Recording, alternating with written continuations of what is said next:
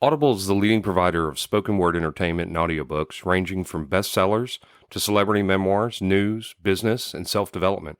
Every month, members get 1 credit to pick any title, plus 2 Audible originals from a monthly selection, and access to daily news digests from the New York Times, the Wall Street Journal, and the Washington Post, as well as guided meditation programs. Between a full-time job in IT and a full-time job in podcasting, it gets harder and harder to sit down and read the books I'm interested in. This is where Audible comes in. I can listen on my daily commute, relaxing, or while out running errands and still get in the books I've been wanting to get into. You can download titles and listen offline anytime, anywhere. The app is free and can be installed on all smartphones and tablets. Now you can try Audible risk-free with a special 30-day free trial by visiting audibletrial.com/nerdery and murdery. That's audibletrial.com/nerdery and murdery. Don't let your busy life get in the way of that great book you've been wanting to read. Go get your free trial of Audible today. This podcast is sponsored by BetterHelp. This is Geoffrey, and we've talked about many times before that I experience problems and struggles with my mental health, and really without a healthy mind, being truly happy and at peace is hard. The good news is therapy does work. It's helped for me, but what is therapy exactly? It's whatever you want it to be. Maybe you're not feeling motivated right now and would like some tools to help. Or maybe you're feeling insecure in relationships at work, or you're not dealing well with stress. Whatever you need, it's really time to stop being ashamed of normal human struggles, and it's time to start feeling better because you deserve to be happy. And now you don't have to worry about finding an in-person therapist near you to help. BetterHelp is a customized online therapy that offers video, phone, and even live chat sessions with your therapist, so you don't have to see anyone on camera if you don't want to. It's much more affordable than in-person therapy, and you can start communicating with your therapist in under 48 hours. So join the millions of people who are seeing what online therapy is really about. It's always a good time to invest in yourself because you are your greatest asset. And there's a special offer to Nerdery and Murdery listeners. You can get 10% off your first month of professional therapy at betterhelp.com/nerdery and murdery. That's betterhelp.com/nerdery and murdery. Thanks again to BetterHelp for sponsoring this podcast. Okay. I realize I harp about growing up in Texas, but there are really 4 films that kind of show what that's like, and I want to talk about those today. Just amazing.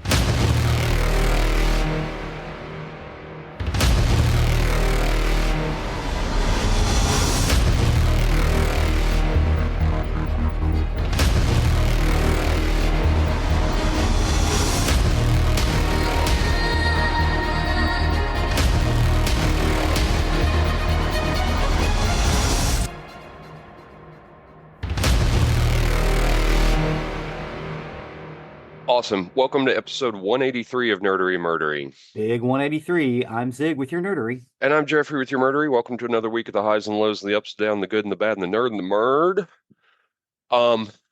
If I sound a little sick today, I'm not. I was overserved last night, to quote my friend Johnny from Denton. So Johnny, I know he's a listener, so I'm giving him some credit here. I was overserved last night.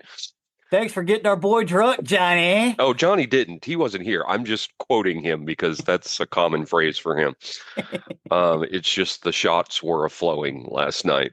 What was you drinking? So at the club, they're big into Fireball. Big into Fireball. Okay. And I was out golfing. I had some beers, which you do. But we got there, and there was a whole group there because a tournament had just finished, and suddenly shots were in our hands. Yeah, and then there were more, and then there were more. I was definitely overserved last night. So, it was so that's why my voice may be a little the way it is today. Right on. Speaking of the club, I have 2 things, and I know there's some people that hate that I talk about golf, but I don't care. Here we go. Two things happened Thanksgiving week because we were this is after Thanksgiving, just after Thanksgiving for us. For those of you in the future, we're way past Thanksgiving. Yes. But I was playing with some people on Saturday after after Thanksgiving. Chelsea was off playing with the girls, and I was playing with some other people, and so I borrowed my in-laws' golf cart. And we had just finished the fourth hole, and I started driving, and I looked down at my scorecard and ran smack into a tree. Nice. Head first into a tree. Luckily, no damage, so I don't have to pay for something, but it was pretty silly. Um, the week of Thanksgiving itself, we Chelsea saw a dog on the course, little min pin Chihuahua mix something. Um, tried to catch her, couldn't. We saw her on Thanksgiving morning as we were out, couldn't catch her. Friday night, some people called us and said, "Hey, we know you're trying to catch this dog." Um, because basically the club GM was going to call the police, at which point animal control would come pick her up and she would be put down. Hmm. Um, so some people from the club called us and said, "Hey, she's up here asleep on a couch." So we rushed up there, and sure enough, there she was. And because she was asleep, I was able to sit down next to her, put a blanket over her, and we ended up taking her home. The sweetest little dog. Sweetest I've little seen dog. pictures. That's not a min pin. That's a North American lap hound. Yeah. Just so sweet. We named her Mara Jade after the Star Wars character, Luke Skywalker's wife. Um, so sweet. The other dogs didn't. They were just, because it was a new dog in the house, they weren't overly happy, but they kind of got used to her. But Chelsea was adamant we could not keep six dogs. Yeah. Friday, this past Friday night, we had we had posted her on Nextdoor, which is a great app for local communities. And a local retired couple reached out. They had just recently lost their two rescues. They had passed, and they saw the picture. They're like, "Yep, we want to come meet her." And they came over Friday night, and they fell in love with her. So she has a new home. Yay. I'm Did they keep the name? sad. They did not keep the name. They liked it at first, but they've named her uh, Chica Bonita. Chica Bonita. Um, Sweet. So they have fallen in love with her. She is just the absolute sweetest dog. I miss her, but they said we can come visit anytime. So I'm going to give it a week or two, let her get settled. Go over and check her Don't out. yeah, just to go over and say hey. But just this sweet couple. I was so happy that she's going to go to a good home. They already texted us, let her know her first night was fine. She just settled in, was real quiet. So it was awesome. I was very very Nice. happy. Um, did you get to check out the mayor of Kingstown? I mentioned it No. before. Dude, Paramount Plus, Mayor of Kingstown, Jeremy Renner. I think I've Currently seen an episode or two of it. three seasons. There's a fourth in the works right now. Um, amazing. Amazing, amazing, amazing. I thought I said it before, but I used to watch Oz, and Mhm. Oz was a rough show. Oz was definitely one of those shows that if you ever thought you could make it in prison, watch Oz. Yeah, watch Oz. You're You're gonna not gonna find make out it. that you can't. Mayor of Kingstown is worse. Oh my gosh, it's this town in Michigan that is surrounded by about 10 prisons. Like Huntsville. Well, Huntsville's just one prison. No, there's several prisons in and around Huntsville. Are there? Yeah. I thought it was just one. No, these are Nope. several different prisons. Yeah, you got Walls, you got Gory, you got Oh, okay. Gotcha. Well, then yes. And what Jeremy Renner is as the mayor of Kingstown. It's not he's not really the mayor. They just call him that. He's the liaison between the town and the prisons, and he tries to keep the peace. Mhm. Dude, it is rough. It is rough, but it is so good. I highly recommend it. Give that a shot. Give that a shot. Um, And then the last thing I had, I haven't seen it yet. I know Two Geeks and a Microphone have covered it. I want to go see Red One real bad, Okay. real bad. Chris Evans, um, J.K. Simmons is in it. The Rock is in it. It looks Mhm. so funny. It's a humorous Santa Claus movie. I kind of like it. Yeah, I want to see that one. So I don't know if anybody out there has seen it or not, but anyway, those were the things that I just kind of had on my mind, on my geekdar, if you will. They're gonna sue us. We keep stealing stuff. I was listening to their show yesterday. They say that we said we were Steven skipping, and I told you maybe we should Geoffrey skip, and you're like, no, it's Steven skipping. I love stealing things from those guys. Oh, that's the other thing. This is in the past for y'all, but just in case, because I know this episode comes out after we've done this. Mhm. If you haven't seen it, we have a three-way crossover that we're doing. I can't wait for it. It's going to be huge. It's with Mhm. Two Geeks and Microphone and Three Geeky Dads. I don't think anybody is going to be able to get a word in edgewise. Um, I have made a couple of notes. Just I'm gonna try to get through them real quick. oh, I've I'm been like, making I've been making a ton of notes. So we're what we have done in that episode is starting on one episode, we will be doing V the miniseries from the Mhm. 80s. The V the miniseries, the original miniseries and the final battle. Then on another episode, we're going to cover the TV series that followed. Yeah, 1985 series. And then on our episode, we will cover the re-release, the reboot of V. Um, and ours will be the only one that we have a murdery on. Yeah. But anyway, it's going to be a three-way crossover, big time.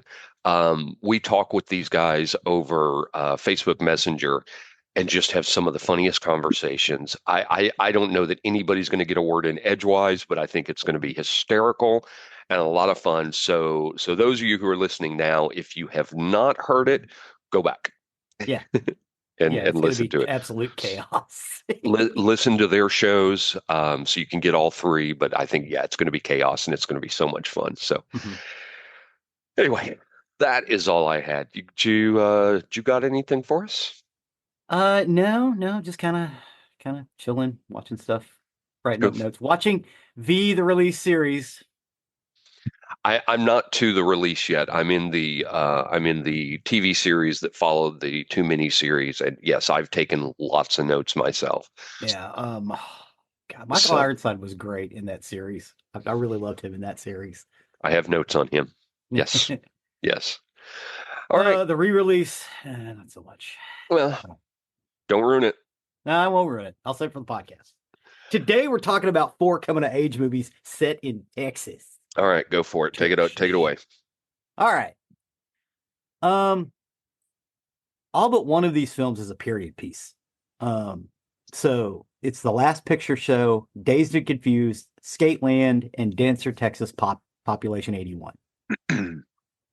Dancer Texas Population 81 is the only one that where the movie was made very quickly after the time period it takes. So it's set like a couple of years before the movie came out.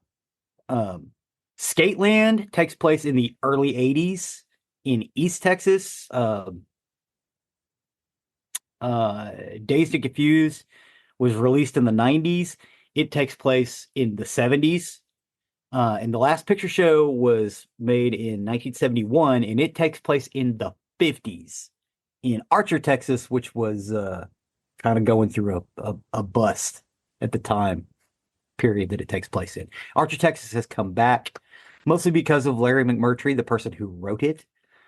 Matter of fact, that's the one we're going to start with. The Last Picture Show is a 1971 American coming-of-age drama film directed and co-written by Peter Bogdanovich. Adapted from the semi-autobiographical 1966 novel of the same name by Larry McMurtry, the film's ensemble cast include Timothy Bottoms, Jeff Bridges, Ellen Burstyn, Ben Johnson, Cloris Leachman, and Sybil Shepherd. Set in a small town in northern Texas from November 1951 to October 1952, it is a story of two high school seniors and longtime friends Sonny Crawford, played by Bottoms, and Dwayne Jackson, played by Bridges. The Last Picture Show was theatrically released on October 22nd, 1971 by Columbia Pictures. It was a critical and commercial success, grossing $29 million on a $1.3 million budget, and was nominated for 8 Academy Awards, including Best Picture, Best Director, Best Supporting Actor for Johnson and Bridges, and Best Supporting Actress for Burstyn and Leachman, with Johnson and Leachman winning. As a matter of fact, Cloris Leachman, there's a scene toward the end of the movie, and I think we've got it in our playlist. Cloris Leachman basically freaks out because she's been having an affair with this young stud.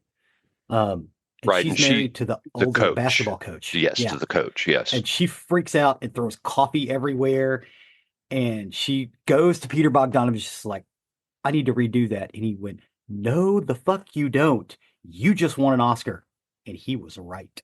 Well, she doesn't just freak out because of the affair. She freaks out at the boy because he's been avoiding her. Mm-hmm. And he comes to her because he's sad, because of a death in the movie, and he comes to her looking for someone to make him feel better, and that's when she loses it at him. Yeah, she loses it. Her portrayal in that is exceptional. Ben Johnson, who also won the Oscar, who played Sam the Lion. Oh my God. Every old dude in Texas sounds like that. Yeah. In 10 years, maybe 20, I'm going to sound like that. It's just, oh my God. It's beautiful. It's epic. It's shot in black and white, so he gets the starkness of that town.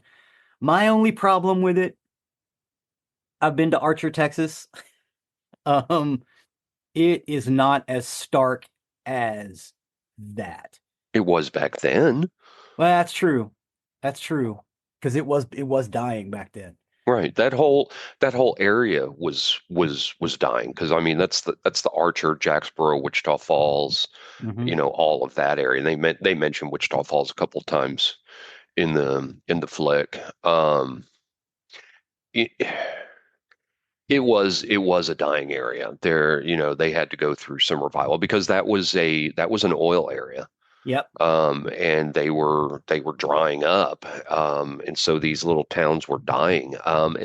This still happens to this day, around Texas. My parents came down for Thanksgiving, and we just ended up talking about the area where my stepfather grew up in, which was Lorenzo, Texas, outside of Lorenzo. Lubbock.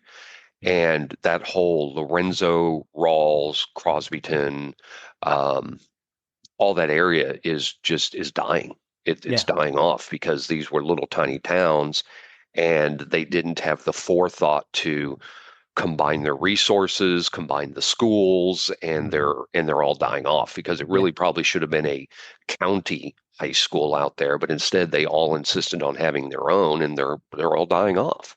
Yeah. Yeah. Well, I mean, especially when they're based around one industry, which is boom or bust, Hmm. which oil is. Oil can be great Hmm.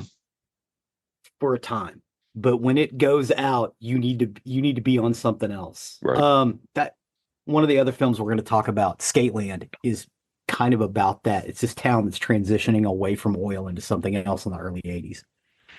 The last time we had a big oil market, well, I say the market crashed. There was plenty of oil on the market. That was the problem.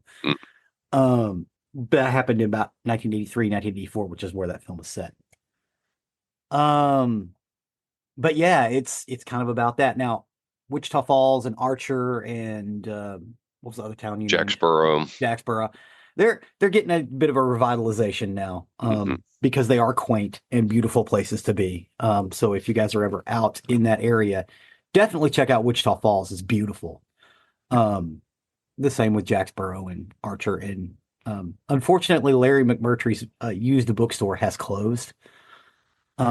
He opened a used bookstore that was several warehouses. It finally closed, but it was open for 20, 30 years. People used to make a pilgrimage just to go shop there because it was huge. Mostly Westerns because that's what he did, but there was other stuff too.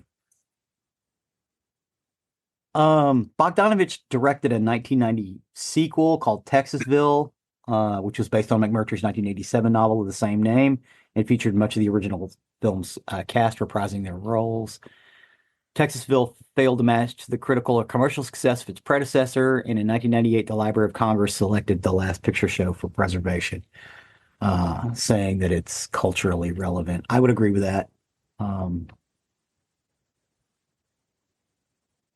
again, it's about these two high school seniors that are graduating, and they're at the beginning two girlfriends, um, and them trying to basically become adults. And in the 1950s, in a dying Texas town, that's a difficult task.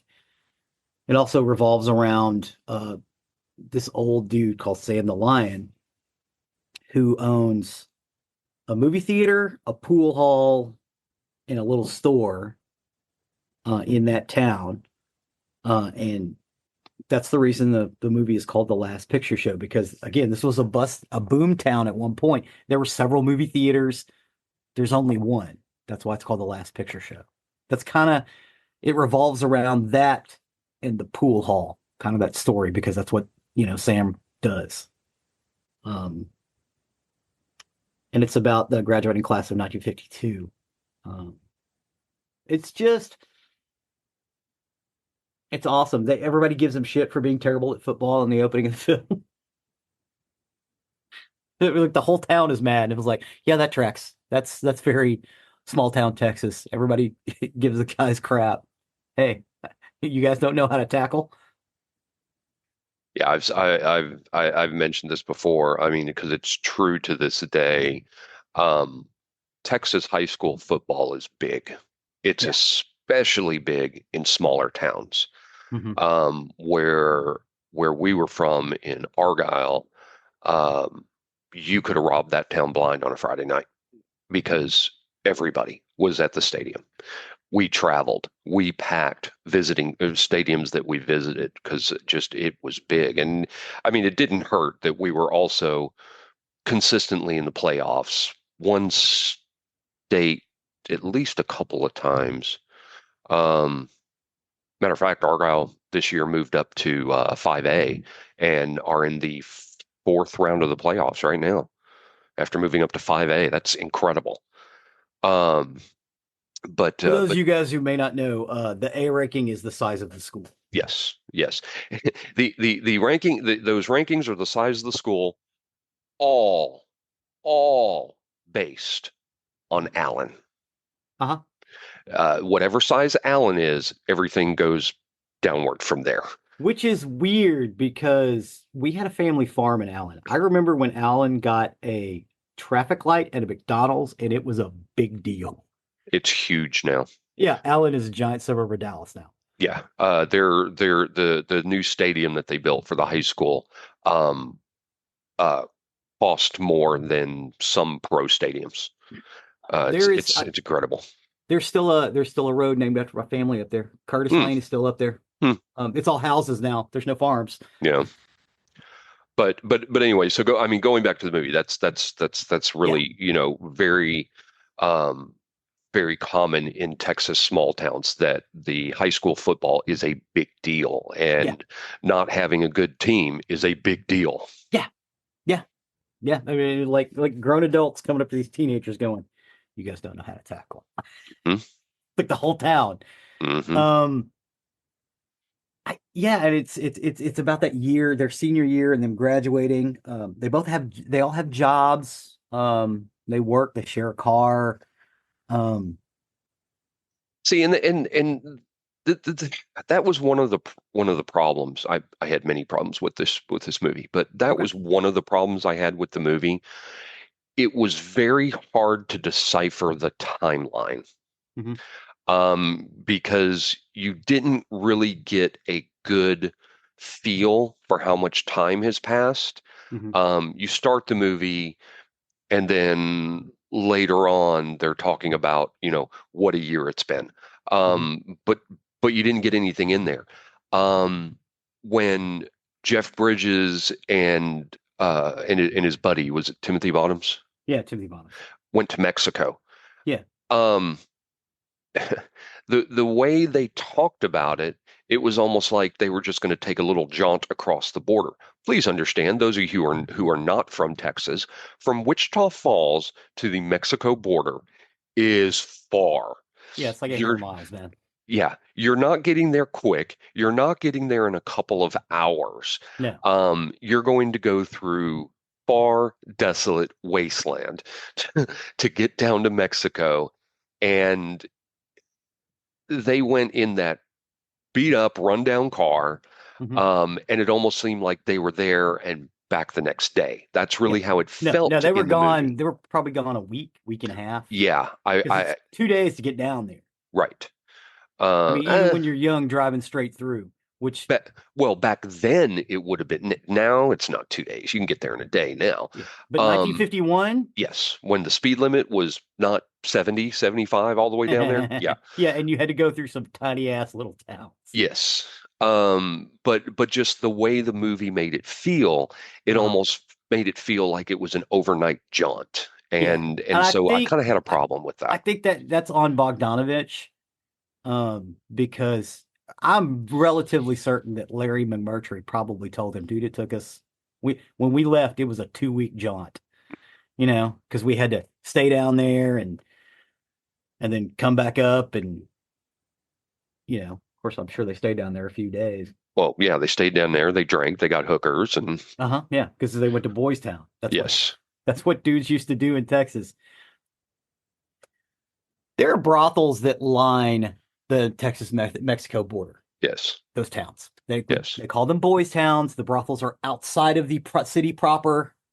They are regulated by the Mexican government and have been since all of the 20th Oh, century. I bet you they're now regulated by the cartel.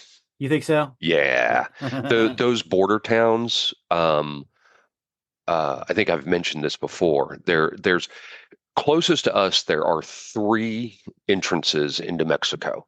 Hmm. There's Matamoros, Uh-huh. Reynoso, Right now, so and Progreso. Progreso Nuevo or Nuevo Progreso, whichever way that yeah, goes. new Progresso. Um, Everybody here will tell you if you go into Mexico, you go through Progreso. You do not go through Matamoros or Reynoso. Oh They're man, not, Matamoros has been tough for 30, 40 yeah, years. they're not safe. Progresso is completely cartel run, and they like having the American dollar come across, and So they don't mess with you. they love the Winter Texans because the Winter Yeah, Texans spend money. yeah, So the cartel keep Progresso safe. yeah, Um, the cartel runs a lot of the border, so I would bet you they're not government run anymore. They're probably cartel run. cartel run. Yeah, I'm speculating, of course, but yeah, Yeah, I think so. yeah. Well, I mean, if Progresso's the place to go. Oh man. Um, yeah. So they go down to Mexico. These two guys, they go down to Mexico. I'm assuming this is after graduation. I'm thinking that's their little senior trips. The two of them go down there, and they've been working, so they've got money. They come back, and the guy that owned the parts of the town has died. Sam the Lion. This is Ben Johnson's character. Um, and they basically come back just in time for his funeral. They didn't even know he was dead because they had been on the road. Um, those scenes are beautiful. And again, that's a around that time you got the Cloris Leachman thing. It's just lovely. I just watched this the other day too. My only problem with this film, it's not that it was in black and white because it's beautifully shot in black and white. I think I'm with you. The problem with this film is it jumps around a little bit. You're not really Or it sure. feels like it, and Yeah, you're not really sure how much time has passed. yeah. It's not really tracking it. And No, if they just give it a title card, probably would have helped, 2 weeks later, 6 months later. Well, or even some sort of dialogue to Yeah, give you a better idea how much time has yeah. passed. Um, Other than that, I love everybody in this movie. The dialogue is pretty good. I think it's brilliant. I understand why Sam Johnson and Cloris Leachman got the Oscar. What do you got any other problems with this movie? Is it Yeah, I was bored. The movie bored me too to slow? tears. Yeah, it was way too slow. This movie took me 3 days to get through Ugh. because I'd have to stop and move on. And I'm like, oh my God, does this pick up somewhere? Yeah. There And was a lot. the movie when it was released, it was so salacious because of the pool scene. Yeah, yeah. Because there was full frontal nudity in the pool scene, both men and women. Um, it was very slow for me. I do understand why it won the Academy Awards. It did. There was some. It is very well shot. Oh Um, yeah. I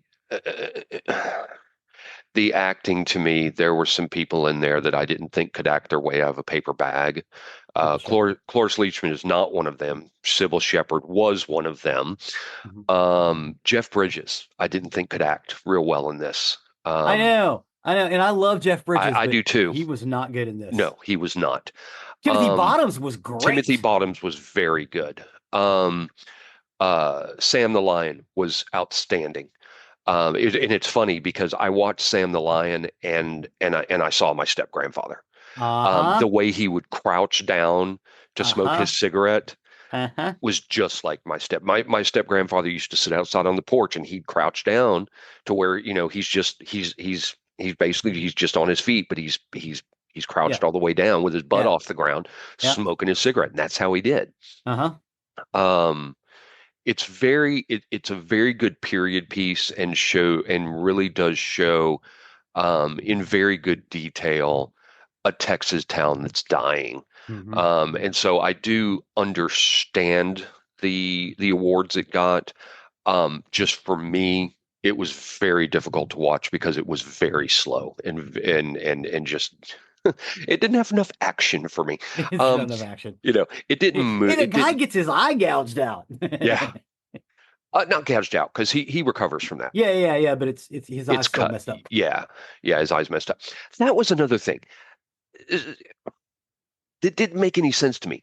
So Timothy Bottoms and Sybil Shepherd run off to Oklahoma, get married, Hmm. come back, and her parents are pissed Uh-huh. and just separate them. Do they force them to get a divorce? Do they just keep them apart? It wasn't really clear what You happened. know, I've actually heard in family lore, apparently that shit happened a lot. And Interesting. basically it was just like, no, y'all can't be together unless there's a baby. Y'all need to stay apart. And Yeah. the It, it, parents basically can get it annulled. and maybe that's what it was, but that Yeah. wasn't clear in the movie. It No. wasn't very clear what happened to it. They went off, they got married, they got in trouble. There was nothing else ever said Yeah. about it. That's Um, how my grandparents got married. so so yeah, that's just for me on this. The last picture show, I'd never watch it again. I'll be Mhm. honest with you. I'm glad I did see it because I've known about it for years, and I knew about Texasville. I'd actually completely forgotten about it until you just mentioned it. Um, I think Texasville's a better film. is I'm gonna it? be honest. Yeah. Yeah. Um, Well, it's a color. Although, much like the Tech Last Picture Show, it is also set like 20 years after the Last Picture Show. Even though it came out mhm, in 1990, it's set in like the late 70s, early 80s. mm. I may have to give Texasville a watch just to see it, but like I said, I'm glad I watched it because I knew it was a very controversial movie because Mhm. of the nudity in it and the Mhm. overt sex scenes for the time. I mean, geez, Jeffrey, it's tame what do compared to people do now. in small towns? They farm and they fuck. Thank you. You say that it's like, oh, these little small. No, no, there's nothing to do. You get fucked Um, up and you fuck and you farm. That's what you do. not to put down anybody in a farming community. That's just that's It's true. it certainly can be, but I knew it was controversial because of the nudity, the sex scenes, Mhm. um, and things like that. So I'd always heard that. I just never watched it. So I mean, this was my first time to watch it. It will What also about be my last time. what about that soundtrack? Mm. Eh, Okay. not I my see. thing. I like old. People are like, man, I thought you hated country western. No, no, no. I like it. I just like the really old stuff. Oh my God. I could give or take on it. So, but yeah. So there you go. Beautiful. The next film on our list is Dazed and Confused. So before we get into Dazed and Confused, I'm going to say this about that. I could not stream it, so I didn't watch it. However, I've watched it before Yeah. many, many, many, many years ago. So I am at least familiar enough with it that, this was Matthew McConaughey's debut. Yes. Um, Yeah, he and was supposed to be in like three scenes and he stole the show and right, and it's become his movie yeah. now. So anyway, so my memory of it is from the clips I watched that you posted and watching it years ago. So with that, continue. Dazed and Confused is a 1993 American coming-of-age comedy film written and directed by Richard Linklater. The film follows a variety of teenagers on their last day of school in Austin, Texas in 1976.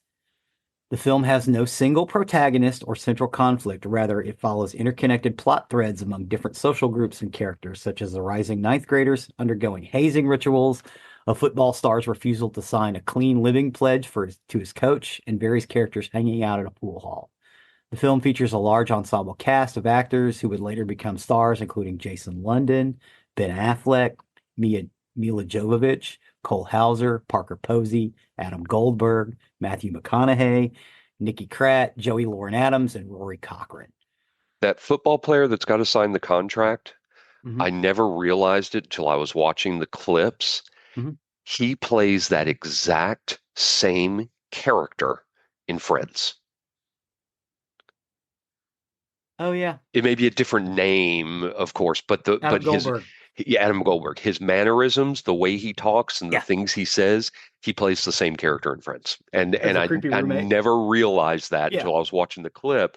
Uh, Um, and I think that was intentional. mhm. Yeah, yeah, yeah. They were going for that. Um, Linklater had originally planned to make a teen film after he did Slacker. Slacker caught the attention of Universal Pictures producer Jim Jacks, who secured $6 million for Linklater's next feature. And Linklater drew heavily on his adolescence in Huntsville to write the script, lifting the names of several people from his hometown for the characters. Most actors cast for the film were undiscovered talents, including Matt McConaughey, who became the film's breakout star. Linklater shot the film around Austin with several members of his crew from Slacker. The actors were encouraged to improvise and develop their own characters with some writing extra scenes. Linklater gathered several 1970s rock songs for the soundtrack, which made up a significant portion of the film's budget. The picture was marketed by Gramercy Pictures as a stoner film, to Linklater's dismay. Um, Kids in the 70s, everybody smoked weed, at least in Texas. In the 70s, everyone smoked weed.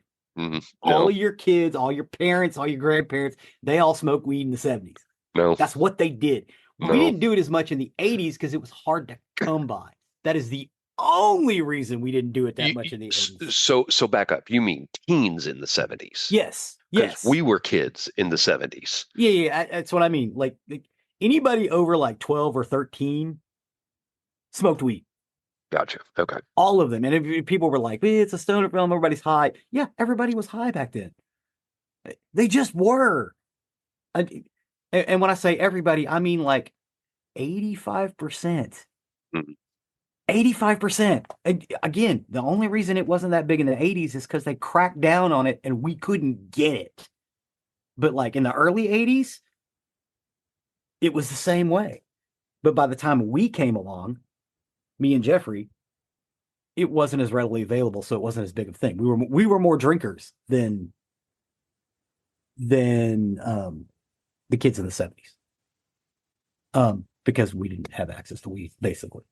I mean, sociologically, that's why that happened. I'm not saying it wasn't around, it just wasn't as prevalent, but like it was everybody. So and this film reflects that. Um, that bothers a lot of people, but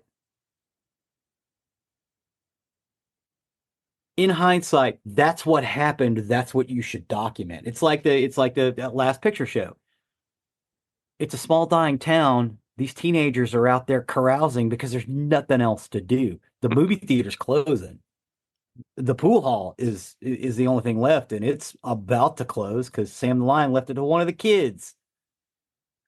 Well, another thing from Dazed and Confused that they show, and I don't know if this was something that happened other places or whatnot, but it certainly happened in Fort Worth, Texas, and in Yeah, it did. Arlington, Texas, cruising. Uh-huh. Cruising the buoy, cruising the Cooper.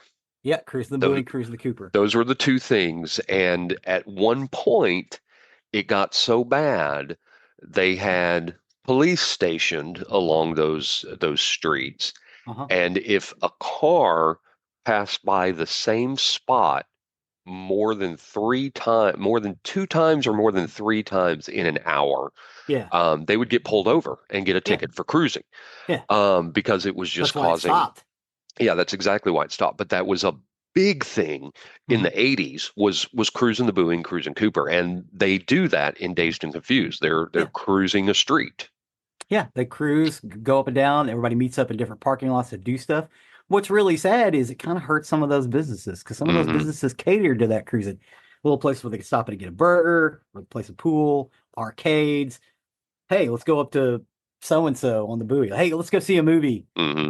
That movie theater closed. Hmm. Why? Well, because the kids weren't cruising up and down it. It ended up becoming a club called Fat Albert's later on. Or no, Yes. that was in front of the movie theater. Yeah, it was in front of the movie theater. Yeah, Fat Alps was FEAs. right on the street. But yeah, it shows that quite succinctly, and the way that those kids worked on their cars and got their cars set up, and it was like peacocks preening. That's what those cars were, and and it was amazing. See, and the funny thing about Dazed and Confused, don't get me wrong, I do not hate this movie. I don't want to portray, I don't want to Yeah. have anybody think that. For me, and I know this is going to be highly controversial, I would rather watch Hollywood Nights. Hollywood Nights. With not Bill Paxton, the other guy that ever Robert Wool. Yeah. Robert Wool. Oh yeah, I've seen this. I'd much rather watch Hollywood Nights. Yeah. Uh, 1980. Yeah. yep, yep. I think it's a Fran funnier Drescher. movie. I think it's a yes, Fran Drescher's in it.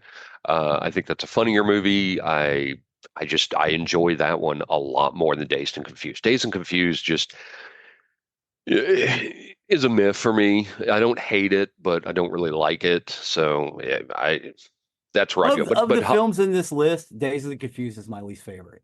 yeah. Um, I the whole Holly idea of the hazing and the paddling and things like that. yeah.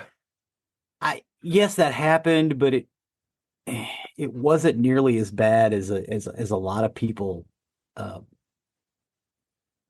portrayed it to be, or at least not when we came along. Again, I'm also speaking from an experience that was 10 years after this. Hmm. So, um, this one this one lady that the incoming seniors know, a girl, her kid brother, he's about to be hazed because he's about to be an incoming freshman. So, they basically grab him, they give him a light paddling, and then pop him in the car and is like, "Come on, you're coming with us," because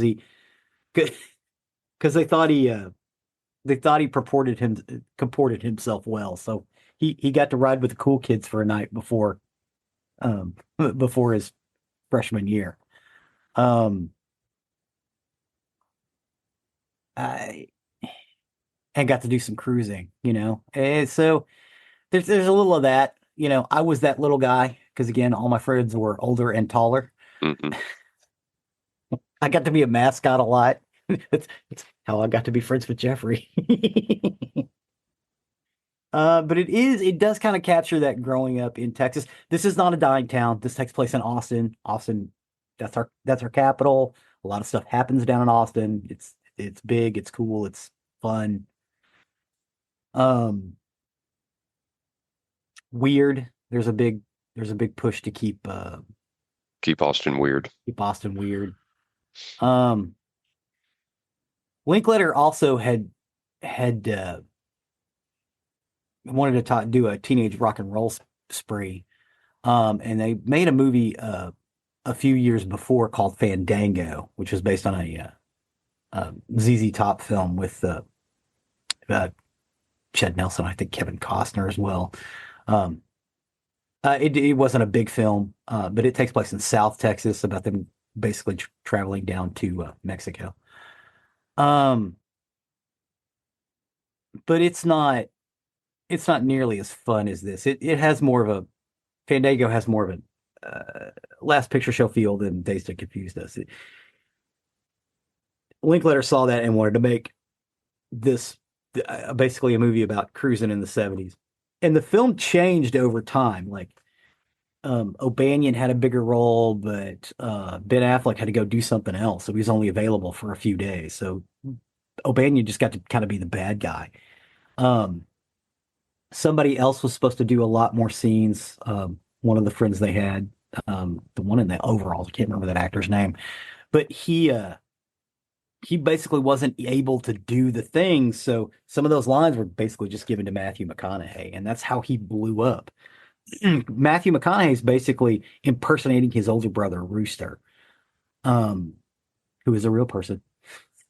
Um, I think his name is actually Rooster, which is not uncommon in Texas. Like I grew up with a kid named Peanuts.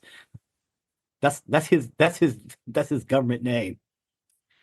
It's Um, all right. I grew up with a couple of kids named Larangelo and Orangelo. yeah, lemon jello and orange jello. Yeah, I Yes, know they lived just down Lorangelo the and street. Lorangelo. They lived just down the street from us, and it Yeah. was orange jello and yellow and lemon jello, and it was Uh-huh. Orangelo and Jamon and Lamangelo.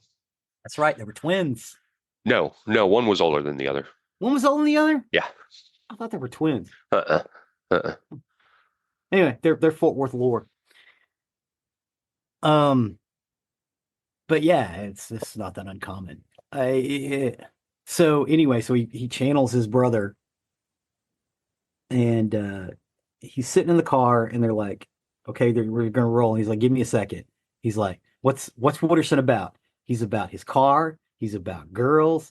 He's about weed and good tunes on the radio. I got 3 out of the 4. So all right, all right, all right, and that became famous. Mm. He And even he did that during I don't remember if he's only won one Academy Award for Best Actor or Supporting, or if he's won multiple. But anyway, there was at least one that he did when he was accepting his award. He ended it with saying, "All right, all right, all all right." right. I got tunes on. Slater's rolling up a bowl or rolling up a joint. I'm in my car. 3 out of 4 ain't bad, baby. So that was the internal monologue going on in Wooderson's mind. Wooderson's a creep. I love these high school girls. I Because keep I getting keep older, getting they older. stay the same. Yeah. And oh my God, we all knew that guy. Oh, We yes. all knew that Oh, guy. yeah. Yeah. I very well remember from my freshman year, Yeah. the guy that made it his goal Uh-huh. every single year of high school that he would date and dump a freshman Uh-huh. every year. Every year. And he accomplished his goal. Yes, he did. Knew that guy. Oh my God. Yeah. I it's about so Linklater got a lot of his crew together that he'd run around with. And again, he based a lot of the story on the stuff that happened to him in school and in Huntsville. And he also set it in the 70s, so it would be something that people could do a touchstone to. Plus, he thought was interesting to do a period piece for the 1970s because it wasn't really being done at the time. A lot of the casting got done in Austin and New York and Los Angeles. Vince Vaughn was almost cast to play Albanian before they cast Ben Affleck. Um, which I thought was really, really funny. They did discover Wiley Wiggins due to his name and long hair. And of course, Linklater knew him because he was a friend of his. He was part of that Austin Film Society. And Wiley Wiggins, who plays Mitch in the film, Wiley Wiggins looks like he's 12, 13. Wiley Wiggins is our age, man. He was like 24 when he made that, but he looks like a little kid. Um, eh, just fun. They started shooting on July of 1992. The cast lodged at the Crest Hotel, Congress Avenue. According to Affleck, the party environment at the hotel mirrored the film itself, just letting all these 19-year-olds hang out and get drunk and get stoned and run around the hotel and cause trouble. Uh, so it kind of sounded like uh, a good time. It's a fun movie. Again, I'm with Geoffrey. This is not my favorite one. Mm-mm. I've got a lot of notes on Dazed and Confused, but I really kind of want to talk about Skateland. And this one, all I could watch was the clips. I could not get it anywhere online. Okay, I checked today. Skateland is not available for streaming right now. Nope. But I fully expect by the time this airs, it probably will be. Because I used to watch this all the time, just because it's okay. This story takes place in a small Texas town in 1983. The film follows a 19-year-old boy named Richie Wheeler, who spends most of his time at the local roller rink where he works and hangs out with his friends. Brent Burkhart, played by Heath Freeman, Brent's sister Michelle, and Kenny Crawford. Richie is struggling to try to figure out his future, what he wants to do with his life, and if he wants to go to college. When a tragedy occurs in Richie's life, he is forced to make these decisions. This was listed as an iconic tribute to a culture, place, and state of mind that defined small-town America in the early 1980s. It is a universal moment in time where everyone you know to be true starts fading, or everything you know to be true starts fading. The story is personal yet familiar, set against a visually arresting landscape of music and vistas of Americana. That's basically what's on the back of the box. Skateland is a 2010 American drama film written and directed by Anthony Burns and stars Shiloh Fernandez, Ashley Greene, Heath Freeman, Brett Cullen, Melinda McGraw, and Taylor Hanley. It premiered at the Sundance Film Festival in January 2010, and the film was released in the United States, freestyle releasing on May 13th, 2011. Principal photography took place in Texas and Louisiana from October of 2008 to December of 2009. It takes place around oh my God, what's the lake? The only natural lake in Texas. It's half in Caddo. Louisiana. Caddo? Hmm? Yeah, Lake Caddo. Yeah, Caddo. Yeah, it's actually shot on Lake Caddo. That's why they filmed it on both sides. One kid's got a lake house and they go hang out there. So this is a town that is transitioning from being an oil boom town to a suburban town, like it's on Cattle Lake, so it's like becoming a suburb of Beaumont, essentially. So it has that feel like there's still some guys that are working oil and stuff. The 19-year-old kid has a friend who's a little bit older who had gone off to do motorcycle racing but got his knee injured. So he comes back, and in the intervening time, he had bought an El Camino, but it was a special El Camino. It was like the Firebird version of an El Camino. Trying to remember the name because they talk about it a lot. Damn it. I'll look it I up. had You it in keep my going. notes. I'll look it up. Yeah. You keep going. But it was in the early 80s they did this. It had a special insignia on the front. And they run around town cruising. Of course, the kid works in the skating rink.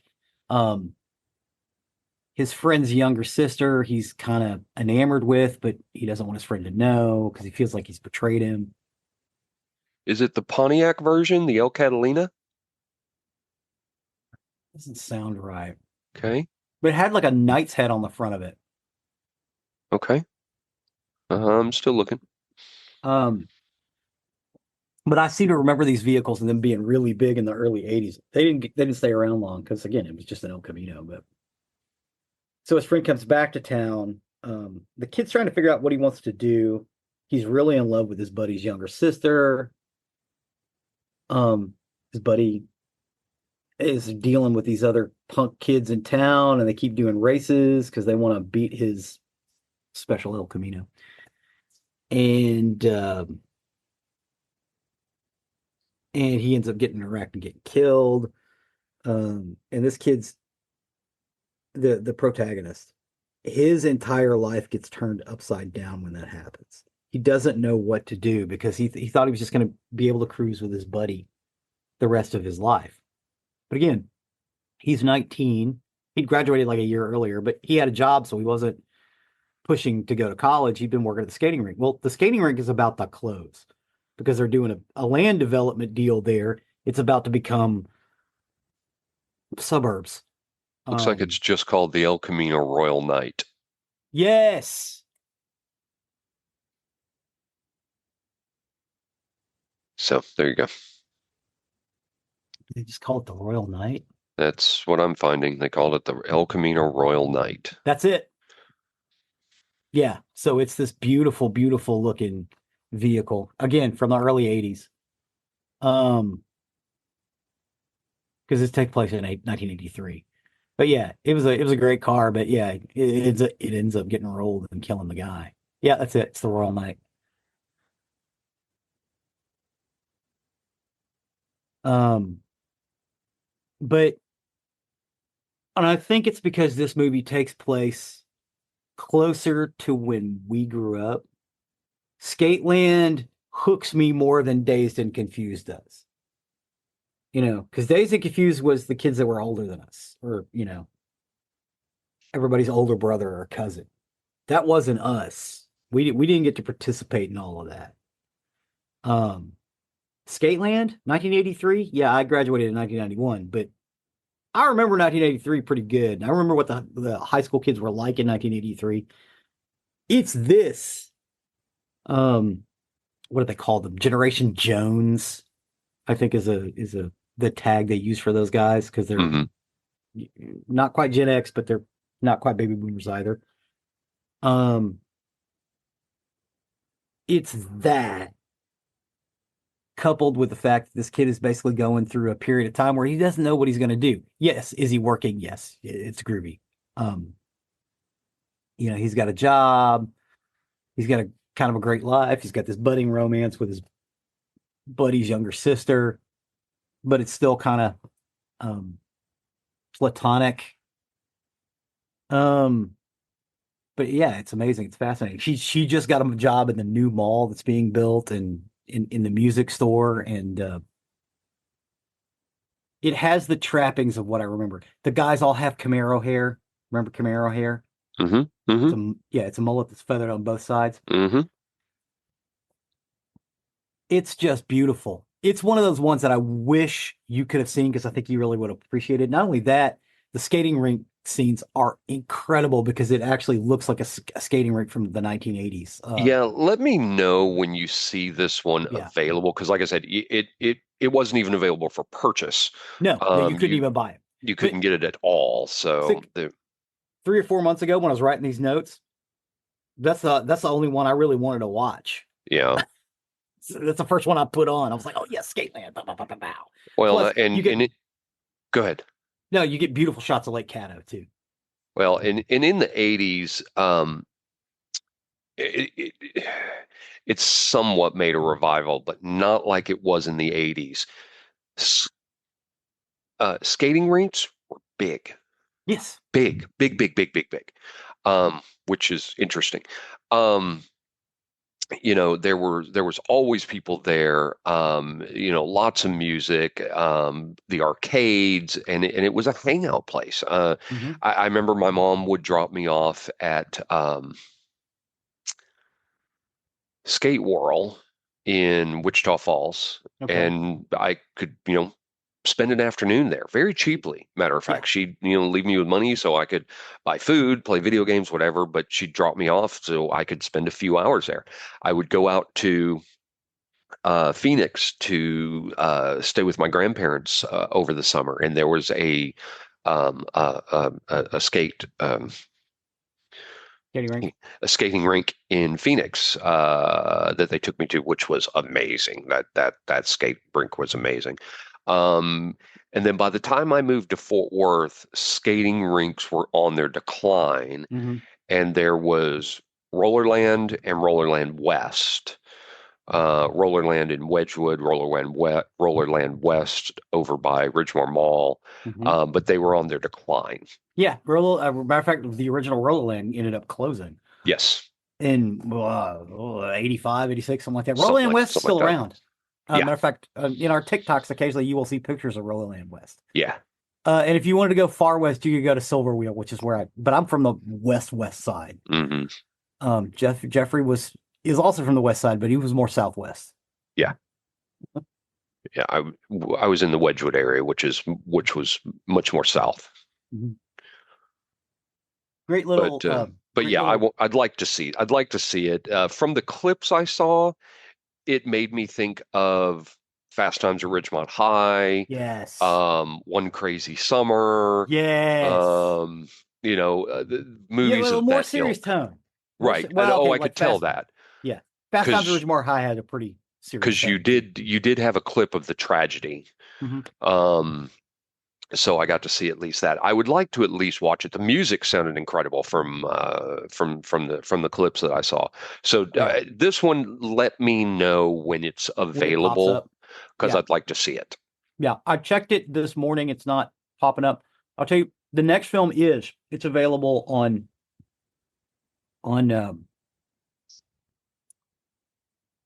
Plex. Plex. Yeah, Plex, and I think Roku too. Um, Dancer, Texas, Pop 81. It's a 1998 comedy drama film starring Breckin Meyer, Peter Fasinelli, Eddie Mills, and Ethan Embry. Before you continue on, let me interject one thing. Hmm. I don't think Breckenmeyer, not this movie specifically. Um, I don't think Breckenmeyer gets enough airplay. Oh hell no, he is Um, fucking phenomenal, and no, and people sleep on his ass. I loved him in Road Trip. Uh-huh. Um, I loved him in this movie. I don't know that I have seen him in a movie where I have not loved him. Yeah, people sleep on Breckin Meyer, and I don't Yeah, know why. yeah. That series that he did with oh God, they were lawyers. Franklin and Bash. He Oh did yeah, it yeah, with. yeah, yeah, yeah, yeah, yeah, yeah, yeah. He was great in that. Yeah. Um, yeah. But he is great in this. The town or the film opens with the four guys, which I have the scene of, sitting in the middle of the road in lawn chairs, talking about how they'd sent this letter to the Rand McNally Corporation to talk up their town. Um, it's four of them. They are the graduating class Yep. of that year. And it takes place a couple of years before the film was released, so it's in the 90s. But I mean, they are West Texas. They're outside of El Paso, which is far away from us. Um, and it's about these kids again. It's growing up. It's, are they going to be able to get out of town? Are they going to be able to go to school? Um, they made a Well, pact. and this is another movie that is very centralized around Hmm. farming or ranching Uh-huh. and oil. Uh-huh. Ranching, farming, and oil.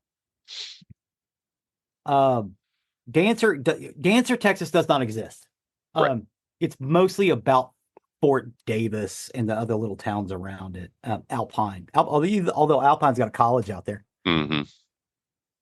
Hollis Chicona of the Austin Chronicle gave a positive review praising the cast, writing, and cinematography. Chicona wrote, "There are so many captivating characters, so many funny moments, and so much sweet affection in this movie. Its ending comes as a sorrowful leaving, taking.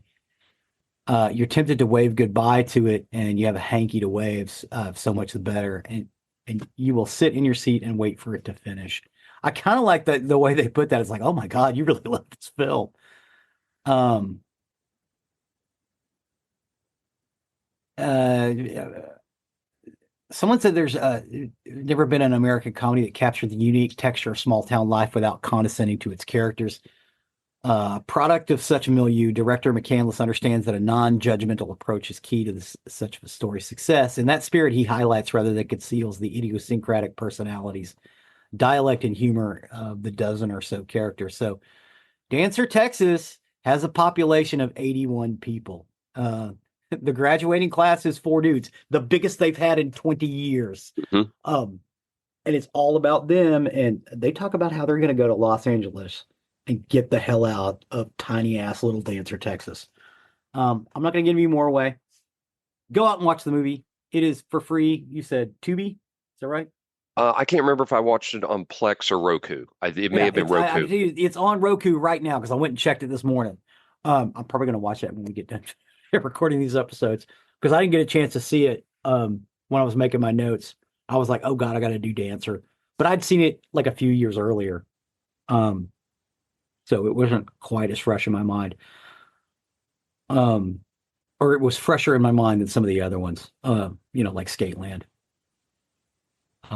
Or no, like The Last Picture Show, because it's been a while since I've seen that. I did not watch that until recently. But yeah, Dancer Texas it's beautiful. It is also about coming of age in Texas. Again, unlike Skateland, which was a small town, it is now a suburb connected to a big city. Dazed and Confused, which takes place in a big city in Austin, Texas, which is a big city. This is another one of those small towns like Archer. Matter of fact, Dancer is smaller than Archer or Archer City. Although I don't think that's actually the name of the town in. Did they ever say the name of the town in Last Picture Show? I don't recall if they did. Maybe, but I Yeah. don't recall. Either way, I remember them mentioning Wichita Falls yeah, multiple yeah, times. because that's the big city that they Yeah, go that to. was the big city. So, but I don't know that they ever said Archer. I don't remember. Um, yeah, so it's Dancer is smaller than that. It's the title of the film is Dancer, Texas Pop 81. That's the population of this tiny little town. And there are towns out there that are like this. Especially out in West Texas. Most of the people live east of a certain line here. Like something like 75% of the population lives east of a line, and the other 25 live to the west of it. And to the west of it, you also have Amarillo, Lubbock, and Midland, which are large cities. Well, large-ish. So everybody else, then that takes up like 10% of the population. So the 2% live out in the middle of nowhere. That's who lives in these little towns. So it encapsulates that. Everybody is proud of these 4 boys because they're the biggest graduating class they've had in a long time. They want to see them to go do something, but they're afraid they're not going to be able to. And throughout the movie, everybody in town is telling them, you need to get out now, otherwise you are never going to get out. Right. Or you're never getting out of here. You've stayed too long. Well, and that's the central theme of the movie is the 4 of them have this pact to go to Los Angeles, and it's really centralized about will any of them get to leave because each one of them has something that's potentially keeping them behind. Yeah. Something that's holding them there. And they all have different desires on why they're going to Los Angeles. Mm-hmm. I think in one case, he just wants to see a big city. Right. But yeah, it's like a little ranching town. It's, oh my God. And oil. Yeah. And oil. Yep. It's brilliant. It's beautiful. You guys just watch this one. So let me say this about that. When it comes to movies and music lists and things like that, Zig and I have varied opinions, and I'm sure those of you fans out there that listen to these and then get to decide whether Zig was right or whether I was right, and it's usually me. I'm kidding, but not having been able to watch all four of these movies recently. I mean, because Dazed and Confused I watched a long time ago, and not Yeah. having been able to watch Skateland at all. I've heard about Dancer Texas before. I've never watched it until 3 days ago, Hmm. 4 days ago now, maybe. Yeah. Maybe it's what it was. But anyway, um, Yeah, I think it became available December 1st. So, I will say this about Dancer Texas. I'm sorry, I've never seen it before. I loved it. I loved mhm. every second of it. It was a brilliant movie, very well done. Like I said, Breckenmeyer is highly underrated. Um, I love these kids, the things they do, the things that they do throughout the movie, the struggles that they go through. The one kid is struggling with the fact that his father is very aloof and distant, and how he deals with that.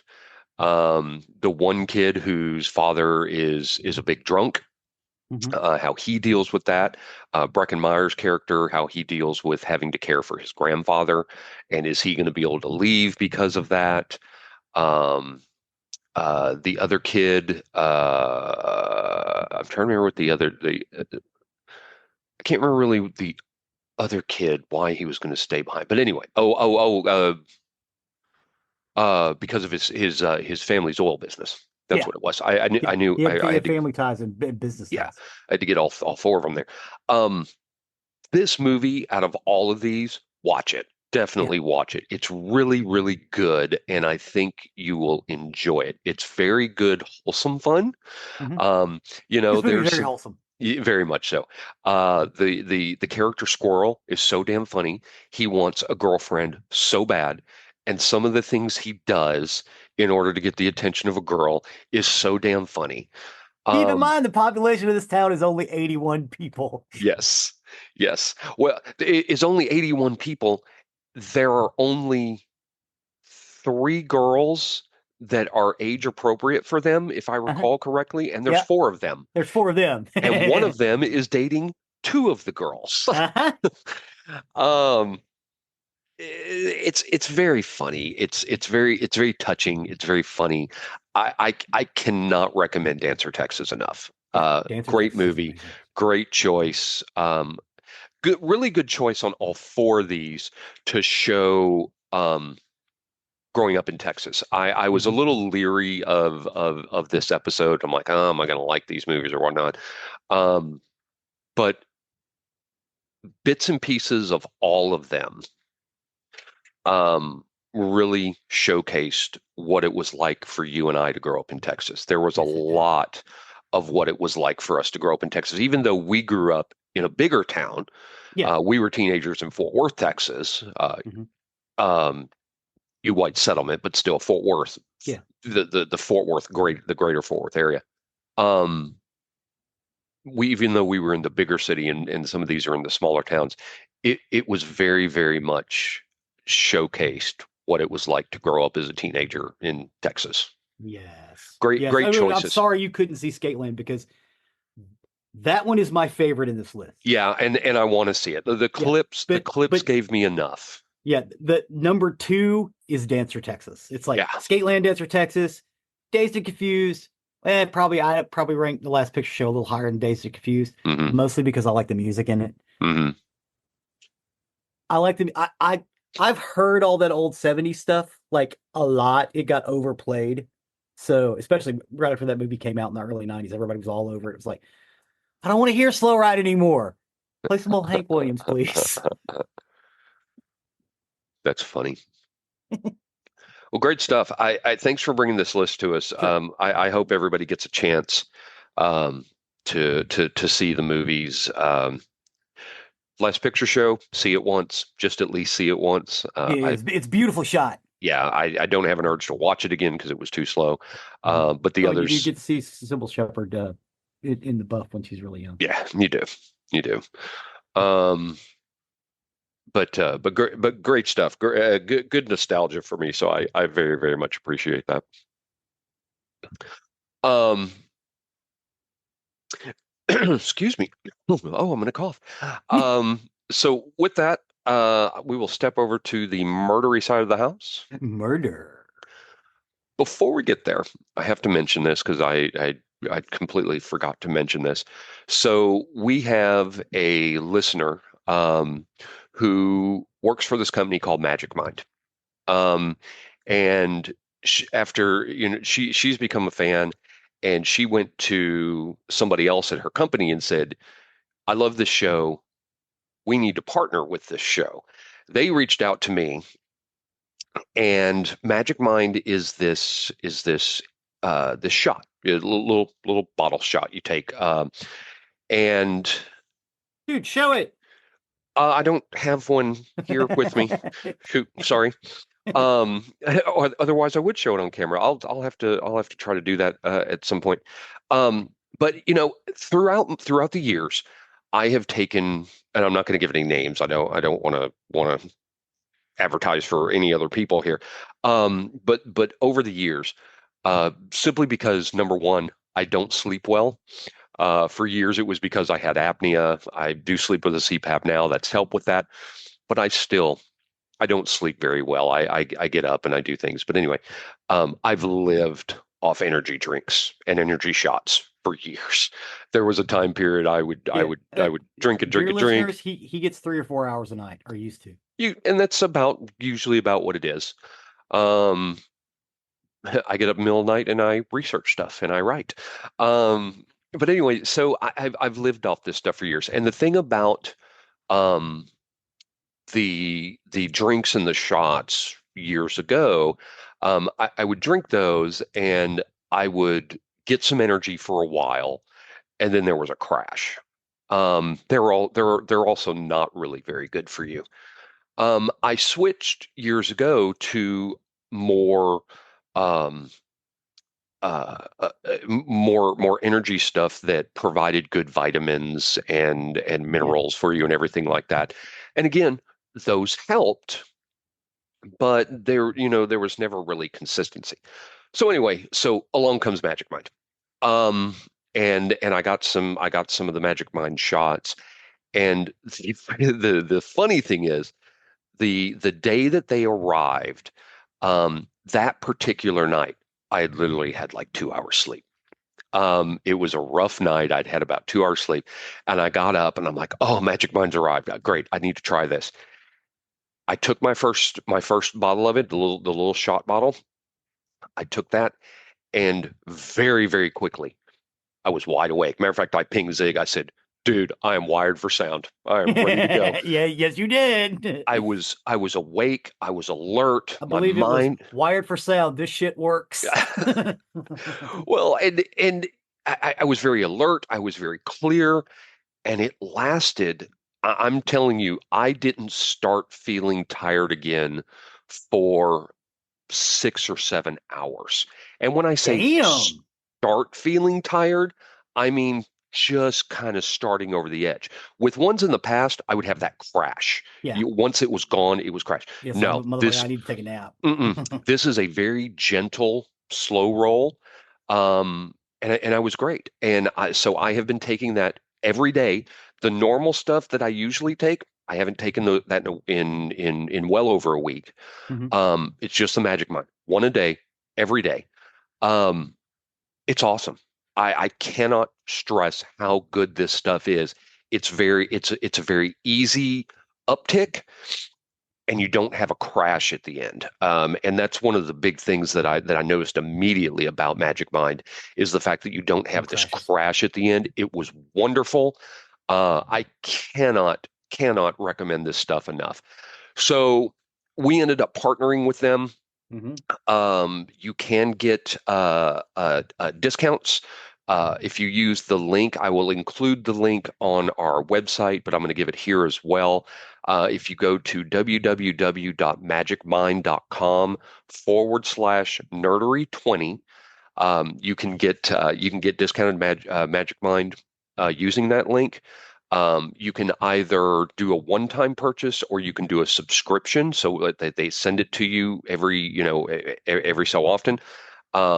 I would highly recommend that subscription. I'm definitely going to be on that subscription. So, www.magicmind.com/nerdery20. try Magic Mind. You will see the difference. You will absolutely see the difference. Give it a shot. It's a shot. And I think you'll see Give it these. 7. Do it once a day. Do it once a day. These people have found the formula. Whatever it is, it's all natural, all natural vitamins and all natural ingredients. Excuse me. Mushrooms and stuff. I'm assuming that's why they Uh, call it magic. yes. Yeah, some sort of mushroom. I'd have to look it up to give you the exact ingredients, and I Yeah. apologize, I don't have that. But give that a shot. Use the link that I gave here, and I'll put it on our website as well. Um, Yay. so you can get you can get a percentage off your order. But give it a shot. Let us know what you think about it. I think Yeah. you will be extremely happy with Magic Mind. Sweet. Well, thank So you, Magic Mind. thank you, absolutely, Magic Mind. Thank you. You have helped my sanity. I can tell you that for sure. All right. So for today, I got my information off Medium, Wikipedia, BBC News, and the Hein Online blog. And this is the story of Timothy Evans and John Christie. Timothy Evans and John Christie. So in 1953, a man who was renovating his new London apartment made a very shocking discovery. He was tearing down wallpaper in his kitchen and he uncovered a small hidden door behind it. What was beyond that door would horrify him, but it would also expose one of the most chilling cases of wrongful conviction in British history, and one that led to major reforms in the justice system. This discovery was directly linked to the tragic life of Timothy Evans, a man whose execution 3 years earlier had been a miscarriage of justice on an unprecedented scale. So Timothy John Evans was born in 1924 in the small town of Merthyr Tydfil, Wales, It's somewhere. Welsh. Yeah, Yeah, it's okay, Welsh. which is why I can't pronounce it. From the moment he was born, life seemed to conspire against him. His father abandoned the family before Timothy was born, leaving his mother to raise him and his siblings in poverty. Timothy had an older sister, Eileen, who was born in 1921, and a younger half sister, Maureen, who was born in September 29. Timothy's mother did remarry in September of 33. But this, her living in poverty was just the beginning of a series of hardships that would shape Timothy's life. As a young boy, Timothy struggled to learn how to speak and found it difficult to keep up in school. His difficulties were exacerbated when, at the age of 8, he contracted tuberculosis of the skin on the underside of his right foot. And this wasn't fatal, but it caused large, painful blisters that made walking almost impossible, leading to extended absences from school. By the time Timothy would return to school, the gaps in his education were too large to overcome. His struggles with learning continued into adulthood, and his IQ was later measured between 60 and 70, Oh, which indicated a significant intellectual disability. But to help his family, Timothy would take on jobs. He took on dangerous, low-paying jobs from a very early age, including working as a coal miner at the age of 13. Coal mining is rough. But his illiteracy combined with the frequent flare-ups of his foot condition meant he was often rejected for work or fired after only a short time. He would often need others to read lengthy documents to him, but he did possess some ability to read simple passages, such as in comics, newspaper football reports, and on his wages and receipts. By 1946, Timothy and his family had moved to London, settling in a poor, dangerous neighborhood. It was just over 2 minutes walk from 10 Rillington Place, which would be his future residence after he married. Timothy was fined 60 shillings at West London Magistrates Court on the 25th of April, 1946, for stealing a car and driving without insurance or a license. And it was during this time that Timothy met 18-year-old Beryl Thorley, who was a young woman like Timothy, who had a low IQ and shared a similarly difficult upbringing. They quickly bonded, and by the end of the year, they were married.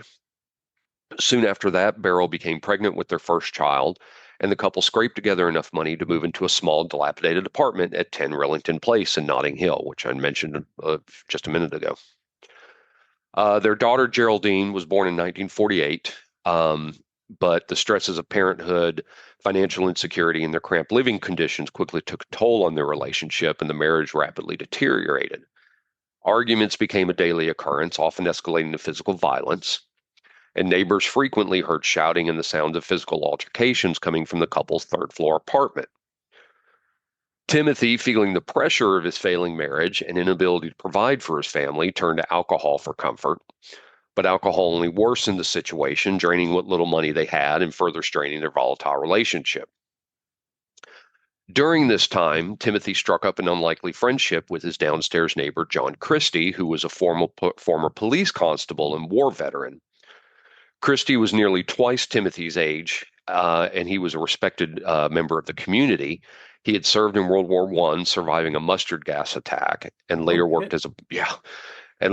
as a police officer before becoming a post office clerk.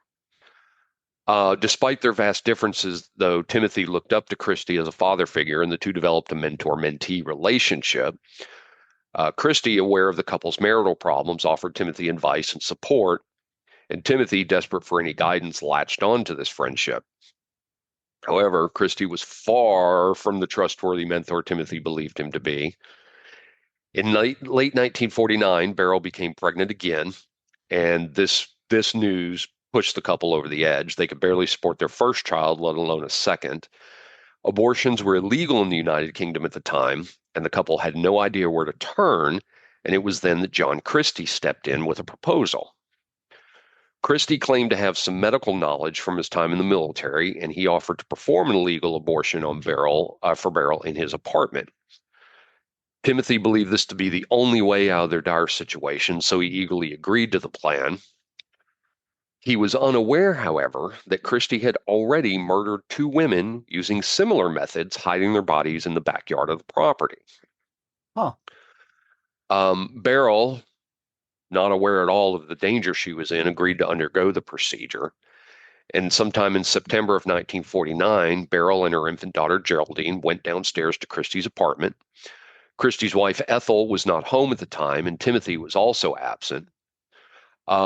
What happened next is uncertain. They're not really sure, but here's kind of the likely events of what happened. It's likely that Christie placed a device over Beryl's mouth and nose, telling her it would numb the pain during the procedure. But in reality, it was something to render her unconscious. Once she was sedated, Christie proceeded to assault and strangle her. And afterward, he went into the next room where baby Geraldine had been placed and strangled her as well. He wrapped their body in blankets and hid them in a shed in the building's backyard. When Timothy returned home, Christie delivered the devastating news that Beryl had died during the procedure. He assured Timothy that Geraldine would be taken care of, but Timothy needed to flee London immediately. So Timothy was panicked and overwhelmed, and he did as As an Christie ex-cop, why would he lie about that? exactly. And his friend. Right, right. But Timothy did as Christie instructed, and he fled to Wales. Mm-hmm. Once in Wales, though, Timothy's guilt over his wife's death became unbearable. He went to a local police station and confessed, partially. He believed Christie's version of the events, and Timothy told police that he had accidentally killed Beryl by giving her a substance meant to abort the pregnancy. Mm-hmm. He also claimed to have disposed of her body in a sewer outside their apartment. However, when police searched the sewer, they found no trace of Beryl's body. Of course not. She's not there. Yeah. Timothy was confused, though, and under pressure, and he changed his story several times, ultimately implicating Christie in the wife of his death. Police, however, dismissed Timothy's claims and focused solely on his inconsistent confessions. They grassed him up. That's Yeah. what the English call it when they plant evidence. They grassed his ass up. Well, here were his three confessions. Confession number one: on November 7th, Timothy met a man in a cafe who gave him pills that he claimed were abortifacients. Abortificant. Thank you. There you go. That word. When Timothy returned home from work the next day, he discovered Beryl had taken the mysterious pills and died. He was afraid. He dropped her body in a drain outside his front door, sold their furniture for £40, left baby Geraldine in the care of some unnamed Good Samaritans, and lit out for Wales. London police were contacted to retrieve the body of Beryl Evans, but after searching the drain where Timothy claimed to have hidden her body, they found nothing. What's more, the manhole cover was so heavy it required 3 men to lift it, making it highly improbable that Timothy had been able to lift it on his own. Confession number 2. Welsh police confronted Timothy with their lack of findings to corroborate his story, and Timothy then gave a second statement. He now claimed that there was never a man in the cafe, but Beryl had been pregnant and had been desperate to have an abortion. Their ground floor neighbor, a man named John Reginald Christie, became aware of Beryl's plight. He said he had trained as a doctor before World War II and showed Timothy a medical textbook as proof of his credentials, book which Timothy, of course, could not read. Mm-hmm. Christie then offered to perform an abortion on Beryl. Timothy declined. Christie's offered help, but Beryl was adamant to proceed, so she and Christie scheduled the procedure for the next day. Which is what happened. Potentially. Yeah. When Timothy returned home from work on November 8th, John Christie was waiting for him at the bottom of the communal staircase. And he said, "It's bad news. It didn't work." And upstairs, Timothy found Beryl lying on their bed, dead, according to Christie, from septic poisoning. Baby Geraldine was alive and unhurt in her cot. Christie said he would get rid of Beryl's body while Timothy was at work the next day, having died during a legal abortion. The police would not know what had happened to Beryl. Christie would then send Geraldine to an unnamed couple in East Acton who would look after her.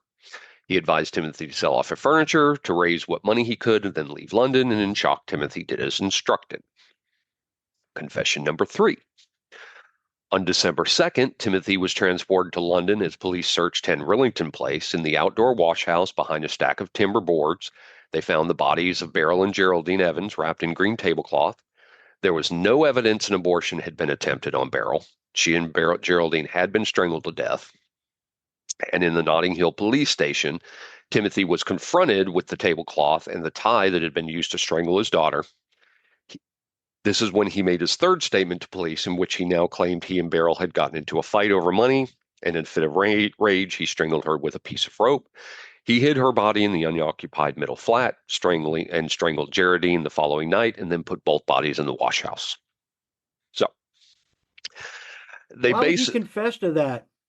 He wasn't even there when it happened. I know, but they said that he was confused and he was under pressure. So, like I said, he gave those 3 separate confessions. Yeah, the middle one is closest to what actually happened. And that's the one police focused on, was the second statement. So police then performed a preliminary search of 10 Rillington Place, but didn't uncover anything incriminating, despite the presence of a human thigh bone supporting a fence in the tiny garden. It was about 16 by 14 foot fence. Whoa. A human thigh bone. Yep. Supporting a fence. Mm-hmm. Supporting a fence post. Yep. Nobody went, "Hey, I wonder where they got this from." Right. On a more thorough search on December 2nd, the police found the body of Beryl wrapped in the tablecloth in the wash house in the back garden.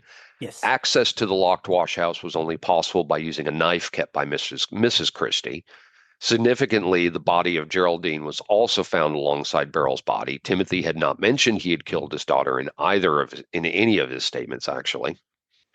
When Timothy was shown the clothing taken from the bodies of his wife and child, he was also informed that both had been strangled.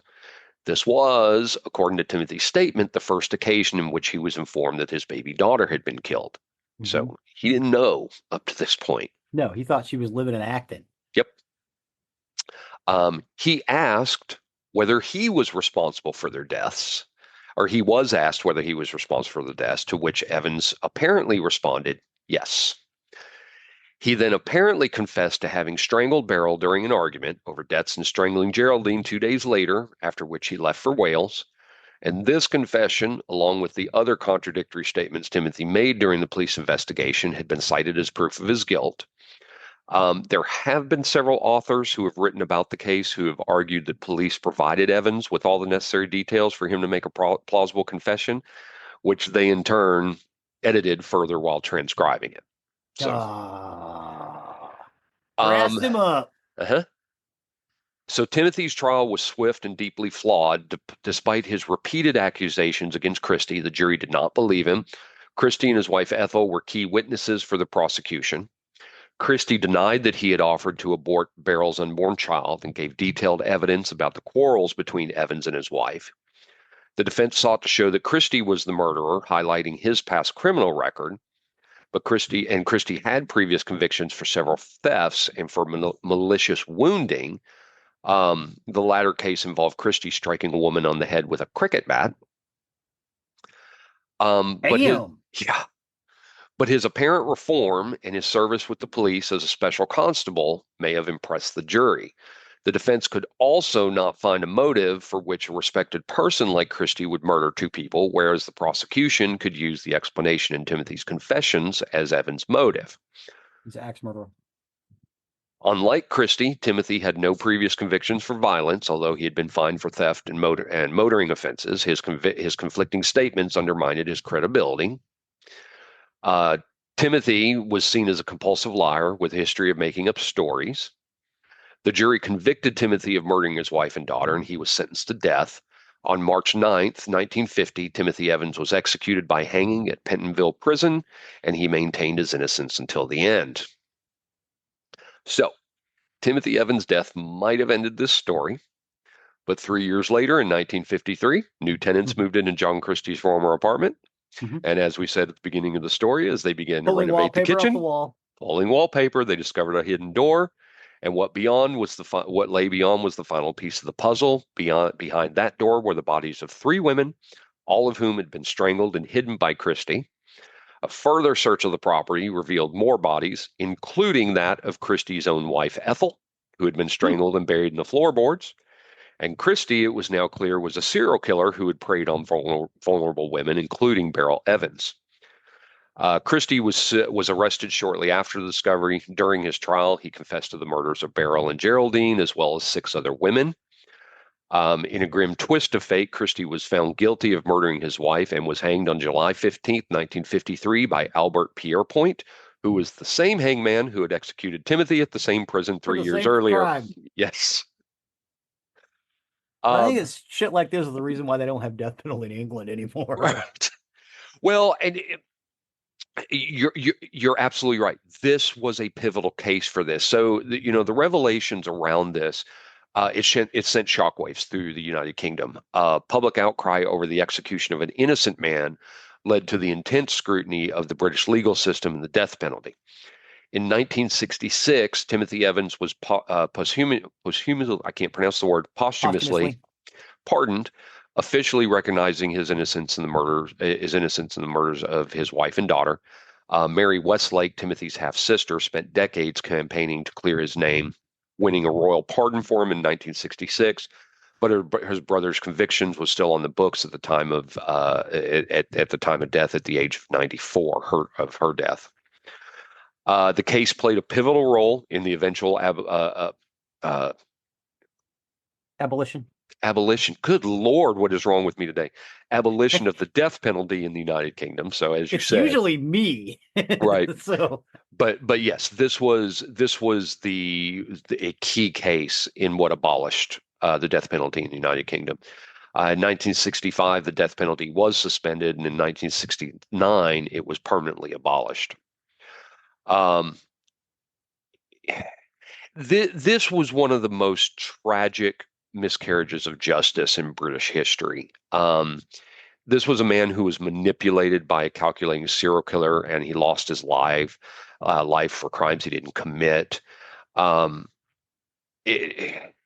This not only exposed a monstrous murder, but it was a very good thing to overhaul the British legal system to try to prevent such an injustice from ever happening again. This was a very key case in this.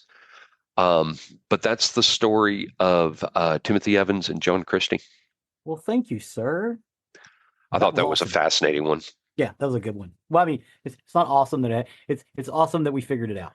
Right. What I did think was very interesting is the fact that the same hangman hung both of them. Very sorry for Timothy on that, of course, because it wasn't his fault. He was wrongfully convicted, but I found it interesting that it was the same hangman in the same prison. So yeah, so that's my story for this week. That will take us to the end of another recording week. As always, you can find more information about us on nerderymurder.com. I am behind on this website, and I've got to get this caught up, but I'm working on it. But nerderymurder.com, that's our hub for everything we talk about. You'll find links to the episodes we talk about, pictures of things we discuss. You'll also find the link to our YouTube page, which Zig so often updates. Yeah, we should have some clips of those things. And as I find more stuff that we can actually put on there, I will. I just wanted to get good, decent quality clips because these films deserve it. Every single one of these films is beautifully shot. Yep. Thank you for all your work on that. You can also find the link to our merchandise page, where if you wish to show off your Nerdery and Murdery fandom, please do consider purchasing something from there. That, along with our, you can find the link to our Patreon, because our Patreons, along with our merchandise, do help us with the costs associated with the show. Our patrons feel it their duty to help keep us on the air, keep us going, keep our website going, keep our uploads, and everything that's associated with that. It does not go to fund our massive fleet of Lamborghinis and yachts and mansions and trips and everything like that. I promise it doesn't go to that, but we appreciate each and every one of you. Please and thank you. Please and thank you. And last but not least, please don't forget to leave a 5-star review wherever you can. It really helps us and helps others find the content that may be looking for the topics that we discuss. So with that, I have been Zig with your nerdery. And I'm Geoffrey with your murdering. Cue the music.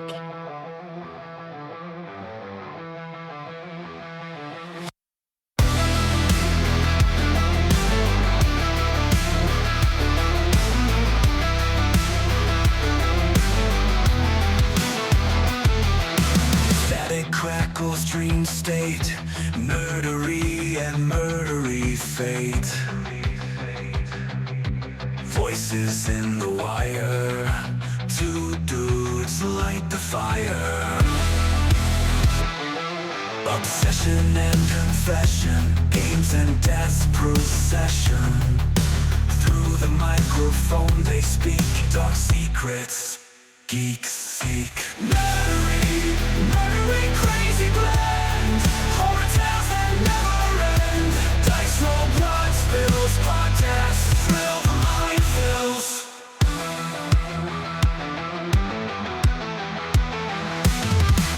Techie talk, ghostly howl, geekdom's graveyard prowl. Mingling thoughts collide, fascination can't hide. Twisted tales they share, darkness in the air, mysteries untold, audiences hold. Rolling out the law, eerie tales that roll, behind the tales they hide, narratives collide.